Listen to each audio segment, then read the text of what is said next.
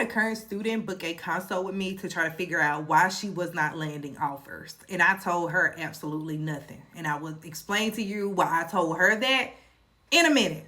Now, for her, she has a deep background in healthcare. So the way we are positioning her is to lean deeper into healthcare within the space of data. So that way we are able to position her as a solution within those analytic sectors within that same industry. That is her game. She has proof of application. She's built out this amazing healthcare analytics portfolio. I actually use it as an example during our monthly community meetups. And right now, she's the closest that she's ever been. She's been a finalist for multiple roles. And I'm talking like between you and someone else. She's even had hiring managers reach out to her to offer her to interview for other teams that are adjacent to theirs. She's done amazingly well on her live technical assessments. She's done the work. And in particularly her, I told her she didn't need to do anything else. First of all, she practices nonstop. She touches SQL every single day on her own time to keep her skills fresh.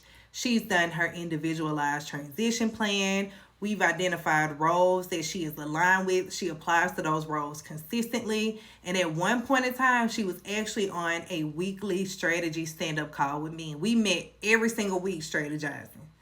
And that is the work. When you are trying to transition within the space of data, it is a framework, it is strategy. It takes very strategic effort to do that, and you have to be consistent. You cannot soundbite your way into data. You cannot be reactive and do things to successfully transition into the space of data. It takes strategy. And that is why with her, I told her absolutely nothing because you've done the work. When it comes down to you and someone else, especially within a space like data, you're not getting those finalist interviews unless you are qualified. You're not passing those technical assessments unless you are qualified. By the time you get to that round, you're very much so capable of doing the work. And if you didn't get an offer after that point, sometimes it comes down to timing.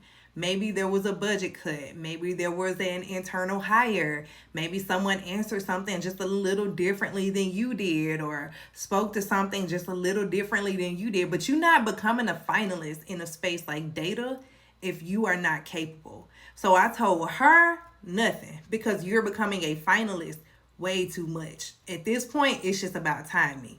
That role just didn't align with where you are at that point in your life for whatever reason beyond us.